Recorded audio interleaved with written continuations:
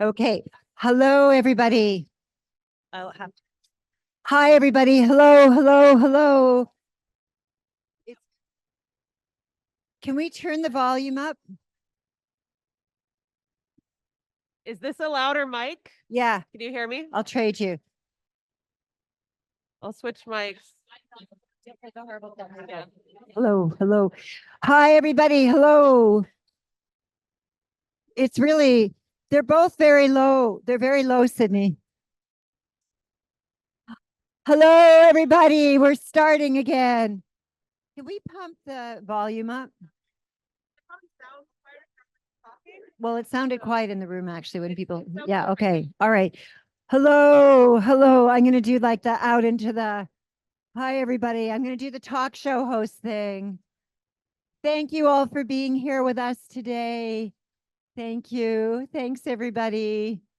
Please take your seats. We're going into our next wonderful speaker who I am about to introduce. So it's a great pleasure to welcome Michelle Caswell to Crossing Fonds.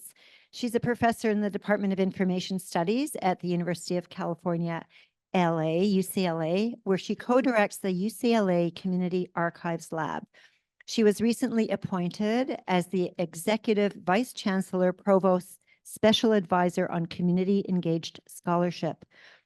In 2008, and it's worth mentioning this, as history that's contemporaneous as well, together with Samip Malik, she co-founded the South Asian American Digital Archive, an online repository that documents and provides access to the stories of South Asian Americans. She's also the author of 2 books, Urgent Archives, Enacting Liberatory Memory Work, and Archiving the Unspeakable, Silence, Memory, and the Photographic Record in Cambodia, as well as more than 4 peer-reviewed articles. I have to say, Michelle, your writing and your thinking really were one of the drivers for this event.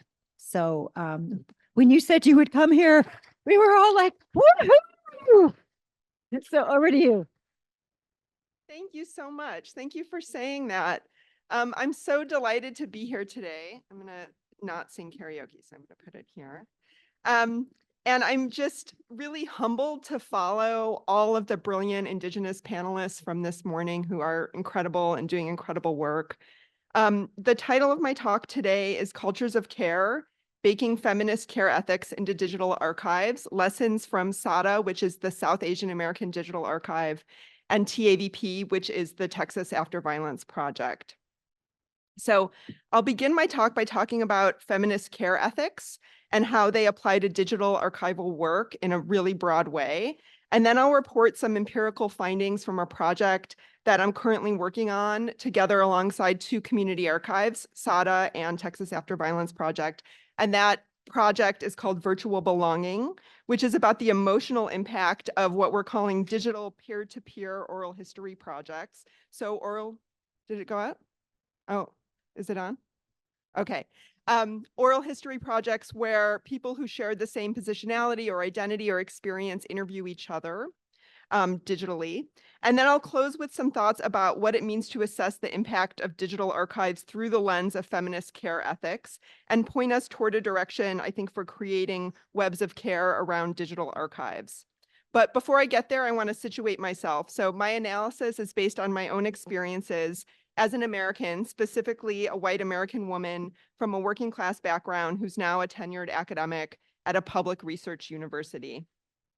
So I'm both a scholar of archival studies in a Department of Information Studies and the co-director of the UCLA Community Archives Lab, which I co-direct with 2 fantastic colleagues, Tanya Sutherland and Tuibo Dang, who are incredible. And I'm also, as Sara said, the co-founder of a community-based archive together with Samip Malik, who's the executive director, the South Asian American Digital Archive, or SAADA, which I continue to volunteer for. So SAADA is a post-custodial archive, meaning we don't accept physical custody of materials. We borrow materials, we scan them, we put them online, we describe them using culturally appropriate terms, and then we return them to individuals, families, organizations, and institutions that steward the physical material. And Sameep and I co-founded this 15 years ago when this was kind of a novel practice, and also digital archives were not really seen as legitimate archives, and community archives were not seen as legitimate archives. So it's been quite a shift in the past 15 years. But I still volunteer and I'm quite active with SAADA. So on the one hand, I'm caught up in the world of research and publications and teaching and co-directing a team of graduate students at the UCLA Community Archives Lab. And on the other hand, I'm caught up in the world of practice as a volunteer for SAADA. So removing staples and scanning and dealing with donors of collections and donors of money to keep the organization going. So I wear all of these hats today, and for me, these two roles are inseparable. My research informs my practice informs my research. And in addition to all of that, as a scholar of archival studies, I sit on the cusp of social sciences and humanities. So I both collect empirical data to answer questions about what is, and think critically and analytically about what should be. And both of those approaches are also reflected in this talk today. So way back in 2016, in an Archivaria article, which was called From Human Rights to Feminist Ethics, Radical Empathy in the Archives, Marika C4 and I proposed a feminist care ethics for archives. We asked, what if we begin to see archivists not only as guardians of the authenticity of the records in their collections, but also as centerpieces in an ever-changing web of responsibility through which they are connected to the record's creators, the record's subjects, the record's users, and larger communities. An ethics of care, which we situate here under the larger tent of feminist ethics, stresses the way that people are linked to each other and larger communities through webs of responsibilities. This feminist approach to ethics emphasizes particularity, connection, and context, rather than abstract moral principles. It rejects liberal moral assumptions about individual choice and free will, which it posits is not how most women experience the world, in favor of empathy in the face of situational demands. And it draws to the fore women's lived experiences as caregivers. We were careful in this article to clarify that women are socialized into caregiving roles, that we're not talking about essential or biological truths. And we're also very careful about addressing and incorporating critiques of how care is racialized and classed, and how our approach to feminist ethics centered questions of power and oppression and all its intersecting vectors. 3 years later, in 2019, in a chapter in the Routledge International Handbook of New Digital Practices in Galleries, Libraries, Archives, Museums, and Heritage Sites, Marika and I applied this argument specifically to digital archives. Digital archives often obscure relationships between people. Who are your users? And how can you have a relationship with them, you might ask, if you never see them face to face? We argued that feminist care ethics in digital archives position digitization as only one step in an always unfolding relationship between record creators, subjects, users, and communities. Digital archives should provide affordances and possibilities for cultivating these relationships, rather than obfuscating, flattening, or severing them. We also clarified that in order to be liberatory, archival relationships of care must interrogate and repair structural power inequities. Then 3 years after that, in 2022, Elvia Arroyo Ramirez, Jasmine Jones, Shannon O'Neill, and Holly A. Smith edited a special issue of the Journal of Critical LIS, in which they built on Rachel Matson's work proposing a fifth archival relationship, that of archivist to archivist, and contextualized archival care ethics in the midst of the pandemic and the movement for Black lives. In that same special issue, Marika and I revisited our original framework and stressed 1, care work is more important than ever. 2, care work is more undervalued than ever. 3, radical empathy demands a power analysis. And 4, feminist ethics are both personal and structural.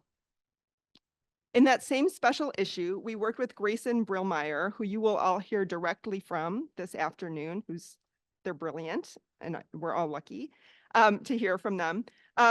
Grayson worked on this handy poster to help visualize archival care ethics and enact the proposed relationship between archivists by asking archivists to mail postcards with notes of encouragement to each other to complete the poster. And I have extra copies of these posters and these postcards. If anybody wants one, please come up. I don't want to bring them back with me to LA. Now, 2 years after that, in 2024, a revolution in archival intelligence later, The need to hold vulnerable people at the center of digital archives is more urgent than ever. As AI has enabled new modes of describing and discovering minoritized people in archival collections, it's also generated new unprecedented possibilities for surveillance, extraction, appropriation, and misinformation. Now more than ever, we need a power analysis, a renewed commitment to principles of care, transparency, reciprocity, relationality, autonomy, contextualization, long-term investment, equity, and repair. So many of us in this room, myself included, work for universities that have caused and continue to cause harm to minoritized communities through land grabs, extractive research about rather than with communities, and exploitative labor practices. Digital archives located within universities benefit from these inequitable structures and policies. Those of us who do digital archival work within universities, again, myself included here, must acknowledge, come to terms with, and work to repair this ongoing harm. As we build our digital archives, we might also turn to the creative and liberatory practices of independent, minoritized, identity-based community archives for precedent, practices, and inspiration to do differently even within the academy. And I'll now turn to one such project for some guidance about how to bake feminist care ethics into digital archival practices. So back in 2021, I was approached by Gabriel Daniel Solis, who's the executive director of the Texas After Violence Project, TAVP, about conducting some research that would benefit his organization. So TAVP is a public memory archives that fosters deeper understandings of the impacts of state violence on individuals, families, and communities. Their community partners are majority BIPOC people who are directly impacted by state violence and the criminal punishment system. TAVP runs the Visions After Violence Community Fellowship Program, a 9-month fellowship in which those directly impacted by state violence design oral history projects, conduct and record interviews with people from their community, and creatively activate their work for the public. TAVP also runs the Sheltering Justice Program, a documentation initiative to responsibly and ethically archive the stories of people impacted by the intersection of COVID-19 and mass incarceration. So Gabe was well aware of my past work on the emotional impact of community archives on users. That past work focused on what community archives do to fight symbolic annihilation with what I called representational belonging. And while this work on user impact was important, Gabe really wanted some research to talk about the emotional impact of archives on records creators or oral history narrators. So we can change the terminology if we want. Gabe wanted to know more about how people feel when they tell their stories. What motivates someone to tell their story? What supports they would like to have in place through that process, so that he can better serve his community and leverage the findings to articulate the impact of TAVP to the organization's funders. He also wanted to know if it mattered if oral histories were conducted over Zoom, as so many oral history projects quickly switched to Zoom during the pandemic. At the same time, SAADA staff had similar questions. So SAADA has a program called the Archival Creators Fellowship. The fellowship supports community members in becoming active participants in proposing, designing, appraising, curating, and creating archival collections that reflect the histories and perspectives of the most marginalized groups within the South Asian American community. So the participants include community members who are working class, undocumented, LGBTQ+, Dalit, Indo-Caribbean, and from other groups that have been traditionally excluded. Because there is a lack of pre-existing accurate documentation of these communities, notice accurate, the emphasis there, documentation, many archival creators projects feature oral histories. So we decided to band together, TAVP, SAADA, and the UCLA Community Archives Lab to work on this project, the Virtual Belonging Project, which was funded by a 3-year grant from the Institute of Museum and Library Services, which is a US federal government agency. We're currently in the last year of this project.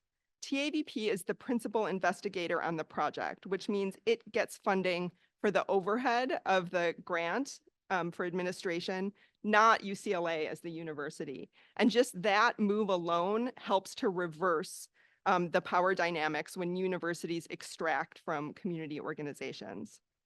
So it's a 3-year project, and there's both a practical component and a research component. So in the practical component, the two community archives create digital participatory oral history projects. And in the research component, myself and my fantastic graduate student, Anna Robinson-Sweet, research the impact of these projects on the storytellers, the oral history givers, on the records creators. So here are the research questions. The first question, what is the emotional impact for members of minoritized communities to share their stories or create records for inclusion in an archives? Namely, how does it feel to share your story? And Anna and I have written an article about this already that was published in the Journal of Contemporary Archival Studies, and I'm happy to talk more about it later on. The second is, why do people tell their stories, and have they thought about future users? And that article is currently under review. I'm also really happy to talk about that. The third research question, does shared positionality between interviewer and narrator matter? One can guess the answer is absolutely yes, it does matter, right? It absolutely matters when people have similar experiences or positionality. There's a relationship of trust that is easily built, even if people have never met each other before. And we've published an article about that in the Oral History Review. Today, I want to talk to you about the last two questions. Does it feel different to tell your story over Zoom? And how can archives develop new tools and methods that best meet their community's needs as memory projects increasingly go digital only? So each year, Anna and I have done interviews and focus groups with people who have shared their stories as part of oral history projects at these two organizations. So to be clear, we don't conduct the oral histories. We're doing research interviews with people who have already shared their stories to get at the impact of them. And these interviews are recorded with permission. They're transcribed, and the transcripts are coded for themes using in vivo software, which I have an intense dislike for at this point in my life. I don't recommend it. And the analysis of the data is used to generate new theoretical concepts. And each year, the research is used to design new participatory oral history projects for implementation the following year. So I'll share with you some of our findings. First, that people really like Zoom. I was actually surprised by this, that people really enjoyed sharing their stories over Zoom. And for the most part, people preferred Zoom to sharing their stories in person. Why was this? They said that Zoom was convenient, that it provided a necessary emotional difference. So think about this. We're talking about stories that have deep trauma in them, right? That there's some kind of emotional distance that Zoom creates that helps them tell their stories in ways that are less traumatic for them. That there's safety in being able to control the environment when discussing sensitive information. So you can choose where you are when you're doing the Zoom interview. And also that it fostered a sense of intimacy, which was shocking to me, because you're directly looking at someone's face and they're directly looking at your face, and there's no distraction in that intimate relationship, even though it's mediated by a screen. So now I want to read you some quotes from these interviews and focus groups. Again, these are with people who have shared their stories as part of these two peer-to-peer oral history project. So Tandura Louie, who shared their story as part of a project with Texas After Violence Project, said that they preferred Zoom because I didn't have to get up, leave my house, get there at a certain time. Like I was just pitter-pattering around the kitchen, made a cup of coffee, sat at my computer. Zoom took the whole commute stress out of it, like having to put on real clothes. I put on a nice shirt, you know what I mean? I think we can all relate to that. Right, so it's convenient, right, to share your story over Zoom rather than having to drive somewhere or commute somewhere and physically be in the same space together. Again, these are stories with people who are being told to people who have similar experiences, right? So in this case, it's a formerly incarcerated person with another formerly incarcerated person. So there's already a sense of rapport between the two people, between the interviewer and the narrator. Others talked about how conducting oral histories over Zoom, telling their story over Zoom, took the pressure off of being a guest or a host. And this is Surajit Bose on sharing his story with a SAADA archival creator fellow named Nikhil Patel. I think that Zoom was a nice neutral environment and we'd all gotten used to it. A public place, I wouldn't have necessarily felt comfortable talking at the length and the depth of the stuff that I talked about with Nikhil. And if he were at my house, I'd feel like obligated to make him tea, offer him snacks, make sure he was comfortable. It wouldn't be the same dynamic. And at his house, I wouldn't have been as comfortable either because I'm like, okay, this is a stranger. I'm a guest in his house. I think Zoom worked out perfectly. And then here's a quote about the necessary emotional distance that Zoom provides. And this is someone named Caitlin Smith, who shared her story with Lovina Igbani-Perkins for Texas After Violence Project. Caitlin said, I probably would have cried a lot more in person because when I'm physically around somebody, it's harder for me to keep my emotions in check. I feel like Zoom is great for these kinds of conversations and kind of holding my emotions at bay. So I'm very grateful for the fact we were on Zoom. I feel like I got through it better this way. I probably would have had a lot harder time in person. And then another quote that's kind of confirming the same sentiment, but in a totally different context. So this is from Indira Raman, and they're a queer Bangladeshi migrant asylum seeker. And this is what Indira said. I think being in person would have just allowed for a bit more of a personal feeling to it. But there are pros and cons, right? If you were in person for me, I think it would have been that here's another person from the community in the flesh with me. They're real. And that would have been very profound for me because I grew up not knowing anyone else from the LGBTQ+ community. So I think that would have been very profound. But at the same time, I think there's a distance that Zoom provides that actually helps to talk about very difficult things. So it's definitely a trade-off. If there had been an option for in-person, I think I would have taken that, but I still would have thought, okay, where is a safe enough space to actually talk about this in public? Because, despite feeling a lot safer here in the US, I'm not out in that sense. And then also the sense of comfort and intimacy that comes with Zoom, which is, again, kind of counterintuitive. And this is James Figueroa, who shared his story with Lovina Igbani-Perkins, again, for Texas After Violence Project. Yeah, I mean, I don't know what it is about Zoom, but it feels like you can get your point across much clearer than if you're in person. Because, you got your butterflies, you're kind of nervous, you're in front of one or other person, So Zoom gives you basically your floor and your audience. It just gives you a clearer understanding of when the questions are asked and how you respond. I like Zoom. And then I could go on all day with I love these like rich quotes, but I'll just share a few more. This is Mandy Zapata, who was interviewed by a Texas After Violence Project Visions After Violence fellow, Alexa Garza. I can relax more on Zoom and just talk more openly because I don't have the anxiety of having to be in front of people and having them look at me and having to technically react to their reactions. I can just talk, and then if you want to listen, you can, or you can just keep going. The pressure isn't as high when I do this via Zoom. It's just me and you, and you're just a person, and I'm just a person. So whoever listens to this afterwards, they can really listen or not, right? Again, I'm gonna rush ahead here, but I wanted to end the empirical data with this quote because I think this is just an incredible quote. And this is from someone named Russell, who participated in a project called Moving Memories for South Asian American Digital Archive about Bangladeshi queer migrants. And Russell said, home is a constant struggle. Home is sometimes a kitchen, sometimes a Zoom call, where for moments I'm not an outsider, right? So I think this quote really gets at the context, how context is so important and how there's still, even over Zoom, right, all these possibilities and affordances for having comfort and intimacy in telling one's story, right? So here's where the empirical data, I think, asserts the importance of feminist theory. So what we found in our interviews affirms that the stakes of telling and listening across space and time are magnified for vulnerable people. Archival practices that center dignity and care are crucial for supporting the narrative autonomy of people who are too often talked about rather than listened to.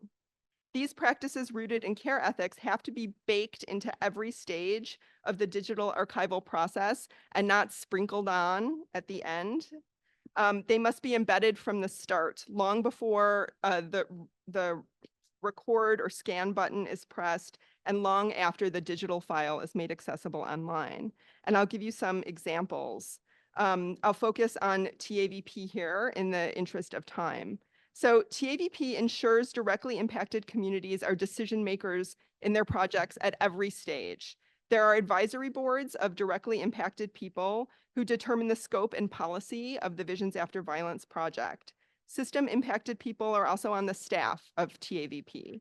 Before oral histories are recorded, TAVP thoughtfully selects a cohort a Vision After Violence fellows who learn from each other and build on their own relationships with each other and relationships that they've developed with others, including relationships that they developed when they were behind bars, to recruit oral history narrators.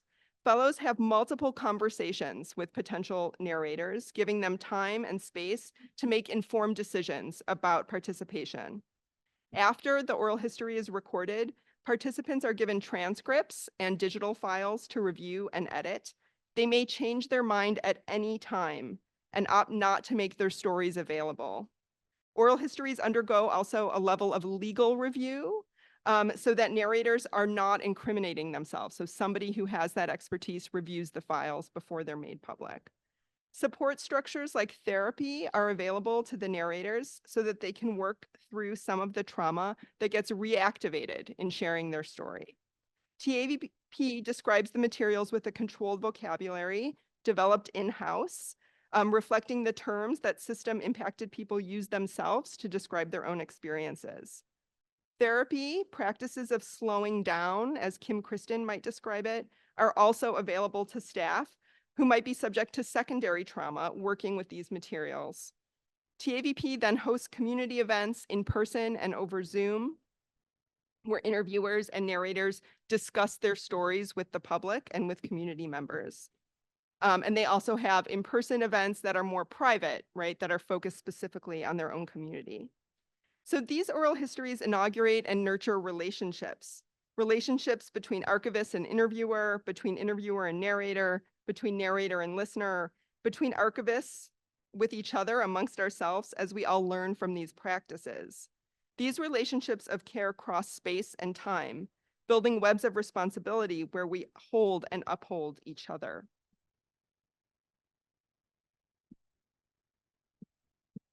So some recommendations based on what we have found. Relationships and identities matter, so that these organizations should continue to match interviewees with interviewers who share similar experiences and positionalities. And that might seem quite obvious to us, but in most oral history literature in the dominant Western tradition, the idea is, well, anyone can be properly trained to go out and interview anybody else. And that is just not the case. That results in extractive and bad oral histories. Emotions matter, right? And that we should allow space for them to be expressed and supported. That digital storytelling can enable safety and intimacy through Zoom if used wisely, right? So to continue with these Zoom-based practices that both organizations kind of switched to out of necessity during COVID.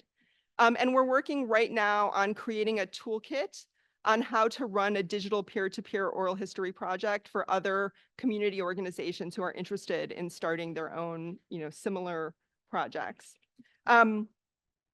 Also interesting, there is a danger, I think, in oversharing in these kinds of intimate spaces between people with shared positionality. And that's why it's really important to have these feminist care practices and practices of review, seeing consent as something that can be revoked at any point in time, because you might overshare. You might forget that, the recording is running when you're chatting with someone who has the same experience or same positionality as you.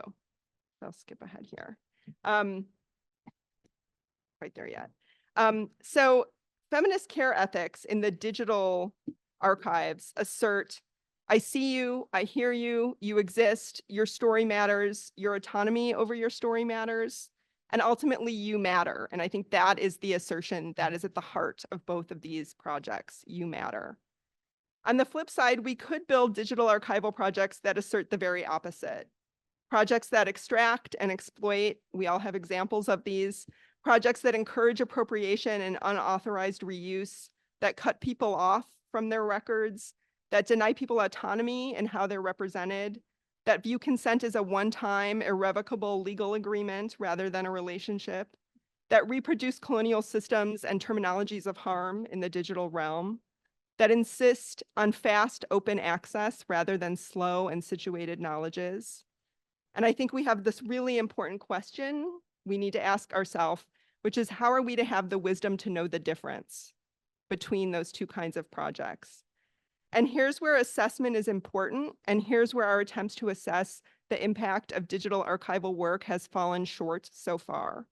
So we as a field, including and especially my own work, I'm always self-critical here, on users and symbolic annihilation and representational belonging, that work has focused exclusively on users, right? Understanding users of digital records are absolutely important, especially when we don't have that same face-to-face contact that we might have if we are working with physical records in person. But they're only one contact point on this web of affective relationships. We need to be assessing the impact of our projects across the web of relationships, on the record creator, on the subject of the record, on the donor of the material, on the archivist, on the user, on the larger community being represented and served, and the larger community being represented even if they don't ever set foot in archives or visit a digital archives online. So I think we need a feminist care web of assessment that values emotions and relationships, that provides a more holistic view of our impact. So we might be building digital archives, but we're inaugurating webs of relationships that have implications well beyond the digital realm and well beyond our current moment. And I hope we can have a robust conversation about that now. And in closing, just gratitude to Anna Robinson-Sweet, my graduate student researcher, who is amazing. She'll be on the job market in like 2 years. Everybody watch out. My collaborators at Texas After Violence Project and SAADA, all of the interviewees, and the Institute of Museum and Library Services who funded the project. So thank you.